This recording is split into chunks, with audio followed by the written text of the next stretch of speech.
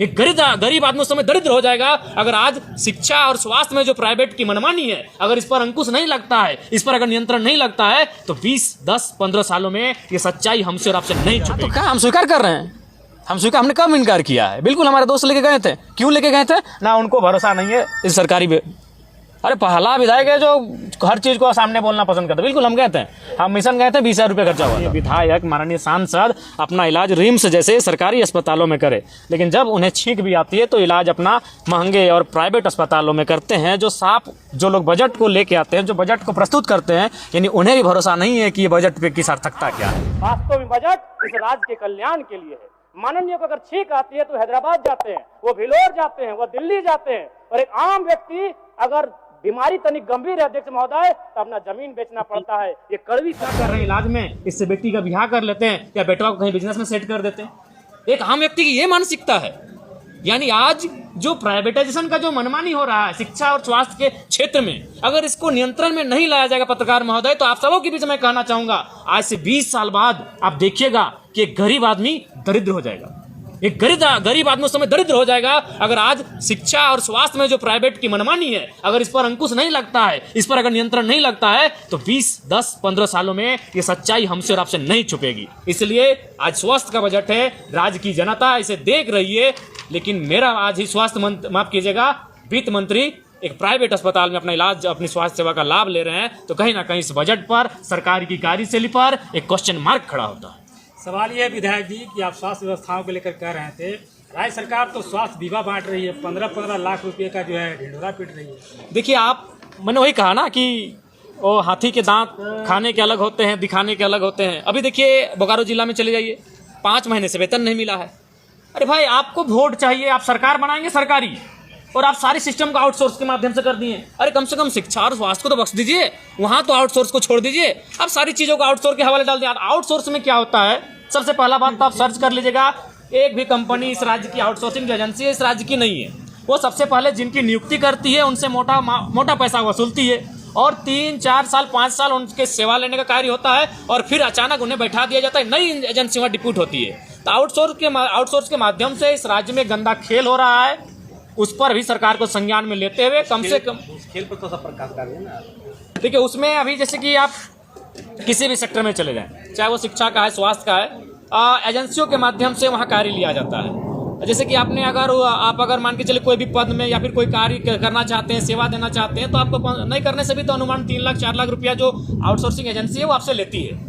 फिर आपको वो नौकरी पे रखती है, आपका पेमेंट 12,000, 15,000, 16,000 भी हो सकता है, और 4-5 सालों बाद वो एजेंसी वहाँ से चली जाती है, नई एजेंसी आती है, और नई एजेंसी नए वर्कर लेकर आती है, और फिर वो आंदोलन करते रहते हैं, धरना प्रदर्शन करते रहते हैं, उनकी सुनने वाला कोई नहीं। इससे बेहतर अच्छा है कम से कम शिक्षा और स्वास्थ्य को दुरुस्त करें और वहाँ आउटसोर्सिंग के खेल को समाप्त किया जाए। धन्यवाद। सदन के अंदर आपके सवालों का जवाब देते नजर आते हैं ना सदन के बाहर? देखिए जबकि आज तो सवाल मेरा बहुत ही सरल था, मैंने बस इतना ही कहा कि जो आपका जो समर्थन मूल्य है किसानों के लिए, उस समर्थन मूल्य में सुनने में आया है कि आप किस्तों में उनको पैसा देते हैं, और साथ ही साथ पैसा देने में विलम्ब भी होता है। तो जो विलम्ब होता है, क्या उसका ब्याज सहित आप देंगे या फिर एक किस्त में आप देंगे? तो मंत्री महोदय सरलतापूर्वक, मेरा एकदम सीधा सवाल था, लेकिन वो जवाब ना देकर माननीय मुख्यमंत्री को खड़ा होना पड़ता है उस सवाल का उत्तर देने के लिए।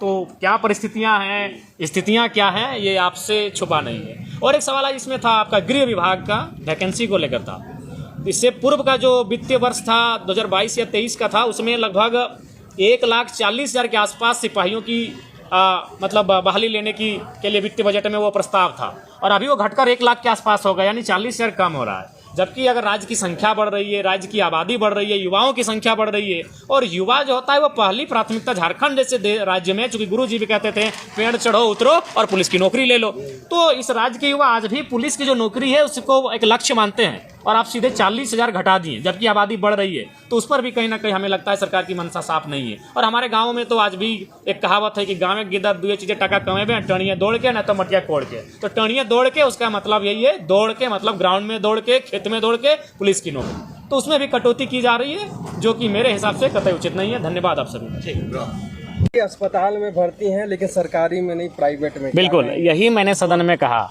कि आम जनता को इस बजट का महत्व तभी पता चलेगा और तभी लगेगा हाँ ये बजट सही दिशा में है, जब माननीय मंत्री महोदय, माननीय विधायक, माननीय सांसद अपना इलाज रिम्स जैसे सरकारी अस्पतालों में करे। लेकिन जब उन्हें छींक भी आती है तो इलाज अपना महंगे और प्राइवेट अस्पतालों में करते हैं। जो साफ जो लोग बजट को लेके आते हैं, जो बजट को प्रस्तुत करते हैं, यानी उन्हें भी भरोसा नहीं है कि ये बजट पे की सार्थकता क्या है। तो कहीं ना कहीं इस पर तो क्वेश्चन मार्क लगेगा ही, और ये जनता क्वेश्चन मार्क लगाना चाहिए जनता को।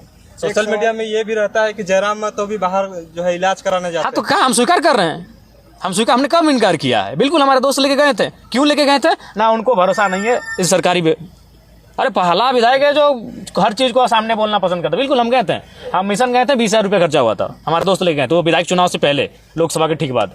एक सवाल है कि दफेदार चौकीदार जो है लोग धरने पर बैठे हुए हैं, उनका साफ तौर पे कहना है कि चौकीदारी प्रथा यह सरकार समाप्त करना चाहती है जो गाँवों को सुरक्षित करती थी। नहीं, मेरे हिसाब से नहीं करना चाहिए, चूँकि सही बात है, हमारे वो कहावत को फिर रिपीट करेंगे, मटिया कोड़ के टणिया दौड़ के। तो टणिया दौड़ के मतलब चौकीदार, पुलिस, सिपाही, जमादार, यही बहाली हमारे लोग पहले आज से 1970-80 के दशक में लेते थे गांव में।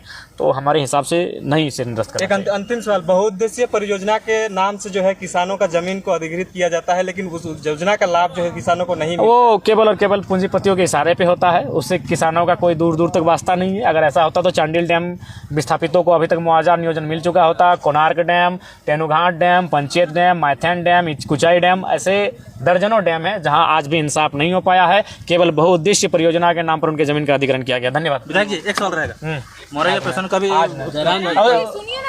हाँ, वास्तव में बजट इस राज्य के कल्याण के लिए है। माननीय को अगर छींक आती है तो हैदराबाद जाते हैं, वो भिलोर जाते हैं, वो दिल्ली जाते हैं, और एक आम व्यक्ति अगर बीमारी तनिक गंभीर है अध्यक्ष महोदय तो अपना जमीन बेचना पड़ता है। ये कड़वी सच्चाई। इस बजट पे चर्चा हो रही है और इस बजट को पारित करने वाले माननीय वित्त मंत्री स्वास्थ्य का लाभ ले रहे हैं, तो मैं उनके शीघ्र स्वास्थ्य की कामना करता हूं। लेकिन वो अपना इलाज करा रहे हैं आर्किड में। राज्यसभा सांसद महुआ जी भी स्वास्थ्य सेवा का लाभ रही है, मैं उनके लिए भी कामना करता हूं, उनका इलाज भी हो रहा है आर्किड में। आदरणीय दिसम गुरु शिबू सोरेन भी कुछ दिन पहले विशेष सेवा से दिल्ली गए थे इलाज कराने के लिए। माननीय डॉक्टर साहब भी अपने परिजन के लिए गुजरात गए थे इलाज कराने के लिए। तो इस बजट की सार्थकता तभी होगी जब माननीय अपना इलाज रिम्स में करेंगे, तभी जनता को विश्वास होगा, तभी जनता को आभास होगा कि हाँ वास्तव में बजट इस राज्य के कल्याण के लिए है। माननीय को अगर छींक आती है तो हैदराबाद जाते हैं, वो भिलोर जाते हैं, वो दिल्ली जाते हैं, और एक आम व्यक्ति अगर बीमारी तनिक गंभीर है अध्यक्ष महोदय तो अपना जमीन बेचना पड़ता है। ये कड़वी सच्चाई है इस राज्य की। अध्यक्ष महोदय, अगर रिपोर्ट की माने तो पूरे देश में 834 लोगों पर एक डॉक्टर है, झारखंड राज्य में 3000 लोगों पे एक डॉक्टर है, और अगर WHO की बात करें तो 1000 लोगों पे एक डॉक्टर होना चाहिए। और जहां तक अगर बात करें अध्यक्ष महोदय तो हमारे लगभग स्वास्थ्य उपकेंद्र 3300 के आसपास नर्सों के हवाले हैं। अध्यक्ष महोदय, मेरा मानना है कि स्वास्थ्य के मामले में पैसों की कोई कमी नहीं है। सरकार का फंड है, DMT का फंड है, आयुष्मान का पैसा है, लेकिन बस इच्छा शक्ति का अभाव है अध्यक्ष महोदय। और सबसे महत्वपूर्ण, इन 24 वर्षों में 25 वर्षों में एक भी मेडिकल यूनिवर्सिटी का तैयार ना हो पाना इस राज्य के लिए दुर्भाग्य का विषय अध्यक्ष महोदय। अध्यक्ष महोदय, मैं कहना चाहूंगा प्राइवेट स्कूल, प्राइवेट, आज थोड़ा समय दिया जाए, प्राइवेट स्कूल और प्राइवेट हॉस्पिटल की मनमानी एक आम व्यक्ति को गरीबी से दरिद्रता की ओर लेकर जाएगी अध्यक्ष महोदय। इसलिए मैं माननीय स्वास्थ्य मंत्री से कहना चाहूंगा, जो अभी मुख्यमंत्री गंभीर बीमारी योजना है उसमें 2-4 बीमारियों को नया ऐड किया जाए। महोदय 30 सेकंड हमको थोड़ा गृह पे थोड़ा सा दया कीजिएगा मधुसूदन। आप रखिए, बात रखिए। अध्यक्ष महोदय, गृह विभाग की अगर बात करें तो 4919 पुलिस के पद रिक्त, उनके आवेदन की तिथि 21 फरवरी 2024 थी, लेकिन अभी तक उसकी भरपाई नहीं हो पाई है। अध्यक्ष महोदय, एक बड़ा विचित्र मामला सामने आया है महोदय। गृह विभाग और पुलिस सेवा में वर्ष 2022-2023 में 1,39,734 पद स्वीकृत थे, और 2024-25 में घटकर 1,01,92 हो गए, यानी लगभग 39,542 पद पुलिस में कम हो गए। अध्यक्ष महोदय, आज से 30 साल पहले झारखंड में एक कहावत थी कि गाँव की इधर दुए चीजें टका कमाए सकल हैं, या तो मटिया कोर के या तो टणिया दौड़ के। टणिया दौड़ने का मतलब है पुलिस की बहाली।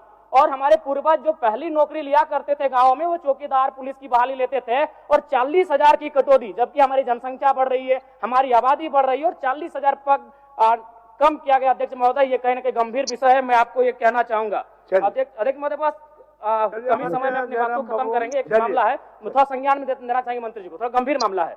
हमारे बोकारो जिला के कागज भेजवा दीजिए। थोड़ा सा सुन लिया जाए, थोड़ा 30 सेकंड में खत्म कर लेंगे। बोकारो जिला के 9 प्रखंड कसमार, जरीडी, पेटरवार, गोमिया, बेरमो, नवाडी, चंद्रपुरा, चास, चंदनक्यारी 9 प्रखंड के सामुदायिक स्वास्थ्य केंद्रों में आउटसोर्सिंग कर्मी जो हैं वो अनिश्चितकालीन धरना पर हैं। उनका जो है 5-6 महीने का वेतन नहीं मिला है। माननीय स्वास्थ्य मंत्री डॉक्टर साहब कृपया इस मामले को संज्ञान लेंगे और 5-6 महीने से उनका आउटसोर्स कंपनियों में